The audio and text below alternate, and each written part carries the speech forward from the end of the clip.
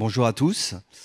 Alors, on va vous raconter une histoire, la genèse d'un projet. Et je suis ravi d'avoir Anne avec moi, directrice de la communication et de l'innovation de Vinci Concessions, puisque je fais partie de ceux qui pensent que l'IA et l'IA générative est un changement de paradigme, en tout cas dans le monde du marketing et de la communication, et donc du coup pour les agences.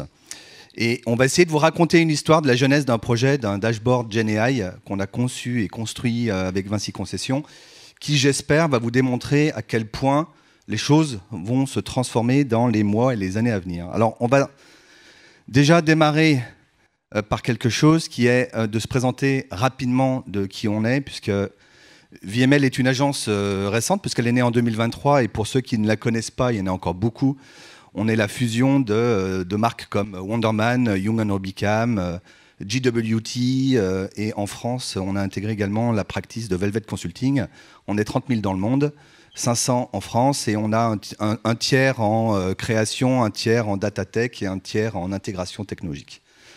Avec une vision qui est effectivement d'amener les marques sur trois grandes practices, la brand experience, la customer experience et le commerce. Et nous, on est absolument convaincus qu'à partir du moment où les marques s'alignent sur ces trois practices, et on verra comment l'IA et la GenAI permet d'accélérer cette vision-là, on crée du coup des marques connectées au service de leur croissance, et on travaille au quotidien. Et je trouve que ce sujet-là, en tout cas auprès de Vinci Concessions, est exactement avait cet objectif.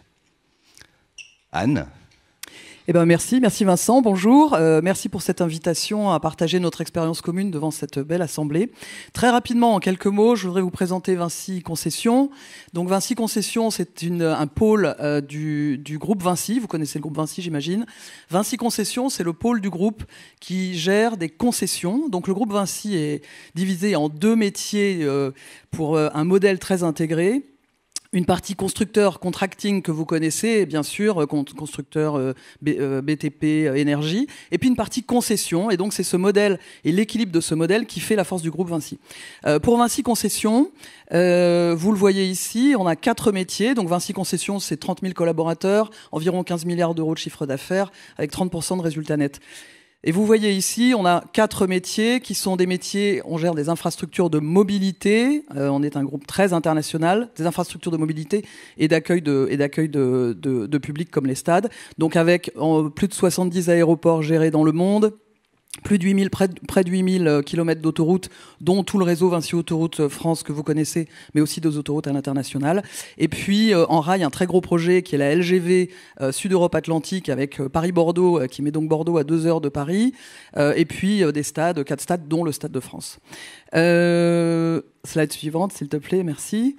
En fait, on a une empreinte internationale très importante, comme vous le voyez ici, du Chili au Japon, avec donc une centaine de projets dans 24 pays et des projets très emblématiques qui sont souvent des infrastructures majeures pour ces États et pour ces pays. Je voudrais vous présenter maintenant très rapidement les défis en communication. Alors, les enjeux de communication du groupe, ça va être quoi? C'est un groupe qui est coté en bourse, je pense que vous le savez, et c'est un groupe qui est très décentralisé, et avec un modèle très décentralisé qui a fait le succès de ce groupe. Du coup, les enjeux de communication sont principalement garantir la réputation du groupe sur tous les territoires. Donc vous avez vu l'empreinte internationale, donc ça veut dire que du Chili au Japon et tout ce qu'il y a au milieu, quelle que soit la politique, la culture, l'impact de l'infrastructure sur le pays, etc., qui sont toujours des infrastructures au plus haut niveau des États, évidemment. Quand on gère un aéroport pour un État ou une autoroute, c'est très important pour l'État. Donc quelle que soit notre empreinte, quel que soit notre positionnement dans toutes ces géographies, nous devons garantir en permanence la réputation du groupe pour évidemment l'action, mais aussi pour l'ensemble de ses collaborateurs. Donc les défis en communication, ça va être pour moi la cohérence de la marque, pour Vinci Concessions, la cohérence de la marque en phase avec les enjeux de réputation du groupe, évidemment. Ça va être pour l'adaptation, évidemment, de cette marque sur tous les territoires et l'adaptation de nos messages dans toutes nos géographies. Ça va être aussi l'autonomisation de nos équipes, parce que quand on a une empreinte comme ça, on a une petite équipe à la holding ici à Paris, mais en fait on a un réseau de communicants sur l'ensemble du territoire, on a une quarantaine de DIRCOM, et donc il faut qu'ils soient autonomes, parce que sinon ça ne fonctionne pas. Et puis l'intégration et la formation. On est dans des métiers avec une très forte croissance externe. On fait beaucoup de M&A. L'année dernière, en 2024, on a gagné l'aéroport d'Édimbourg, l'aéroport de Budapest, une autoroute à Denver, une autoroute au Brésil, un très gros projet d'autoroute au Brésil. Donc ça veut dire que tous les ans, en fait, on intègre des nouveaux collaborateurs et donc il faut qu'on les embarque très très vite sur nos process, sur nos enjeux, etc. Et puis, une gestion, last but not least, une gestion budgétaire très efficace. Vinci, c'est un groupe pragmatique, performant d'un point de vue financier. Et donc, on doit absolument avoir une gestion budgétaire extrêmement efficace. Voilà pour nos enjeux de communication. Alors, sur la communication, j'ai besoin, en tant que directrice de la communication et de l'innovation, je souhaitais vraiment apporter de l'innovation dans la façon de gérer la communication de Vinci Concessions. Donc, on voulait absolument, avec Nathalie Martin-Sorvillo, directrice de l'innovation de Vinci Concessions, gérer des projets de communication avec de l'intelligence artificielle générative. Chez Vinci Concessions, on a déjà des projets, on utilise déjà l'intelligence artificielle pour beaucoup de projets sur le terrain, d'opération et d'exploitation, comme vous le voyez ici, avec des outils de prédiction, de la computer vision, de l'analyse, la gestion pour gérer nos flux de passagers, nos flux de véhicules, d'avions, également pour la sécurité de nos collaborateurs, l'efficacité énergétique. Pour tous ces sujets, on a déjà, comme vous le voyez sur cette slide, beaucoup de projets en intelligence artificielle. Et donc, je souhaitais avoir également un projet majeur pour gérer la communication de Vinci Concessions. Du coup, j'ai été invité par Sylvain Pose de VML à la présentation de Futur 100. J'ai trouvé ça très intéressant. Et j'ai demandé à VML de nous présenter en fait quelque chose qu'on pourrait faire ensemble. Et c'est là que Vincent nous a présenté WPP Open. Effectivement, lorsqu'on discute avec Anne et ses équipes sur ses besoins d'autonomisation, la création de use case pour rendre du coup l'ensemble de ces départements autonomes, du coup, mais j'ai dit à Anne, mais en fait... vous voulez WPP Open pour vous, en autonomie. Donc, c'est quoi WPP Open? On en a parlé tout à l'heure avec Emmanuel.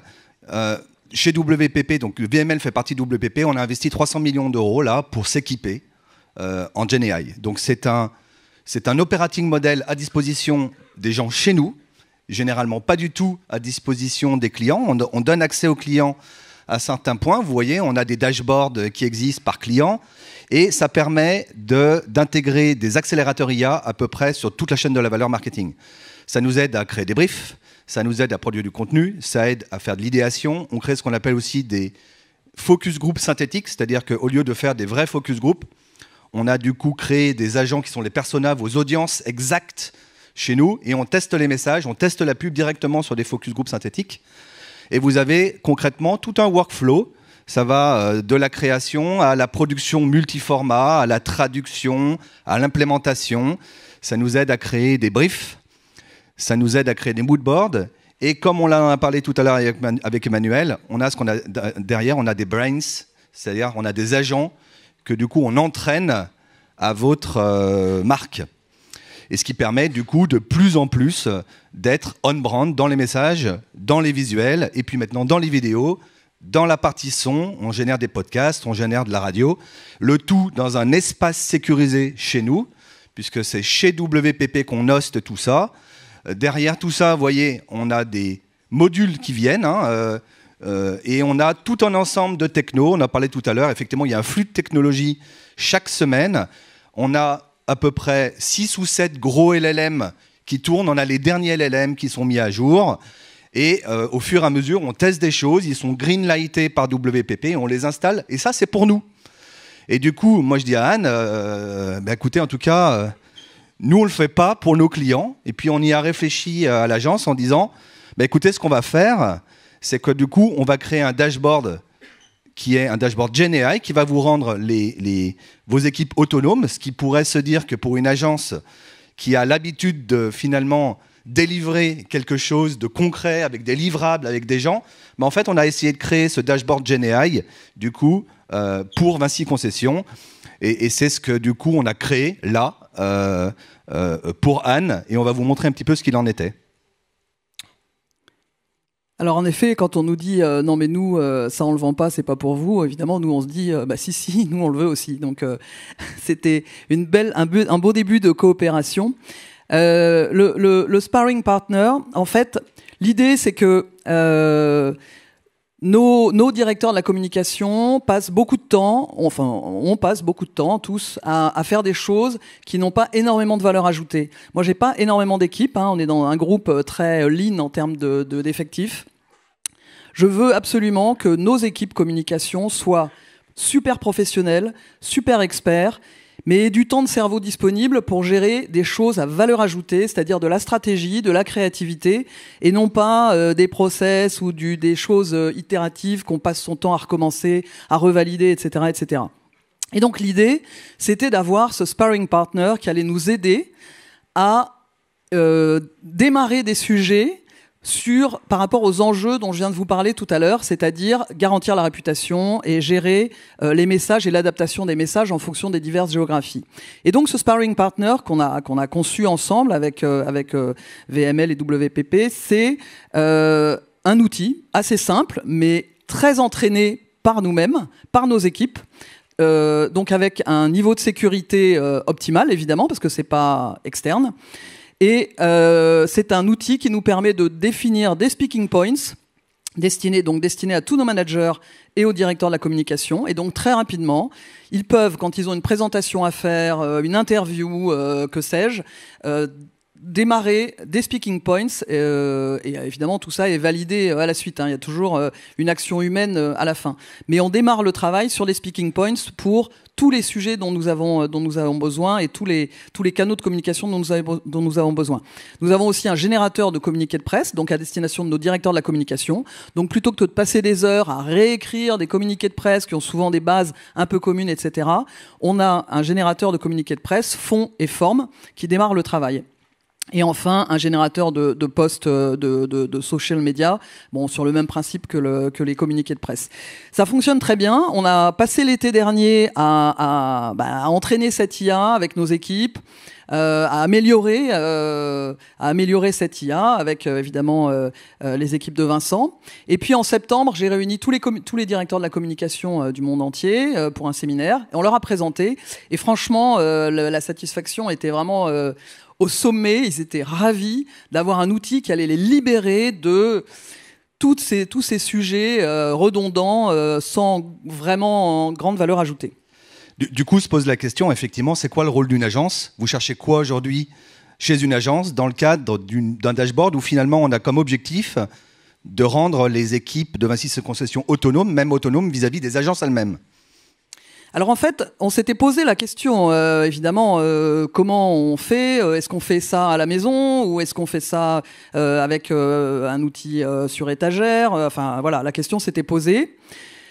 Pour des questions évidemment de cybersécurité et puis aussi d'entraînement, de formation, etc. On a choisi donc de travailler avec WPP Open.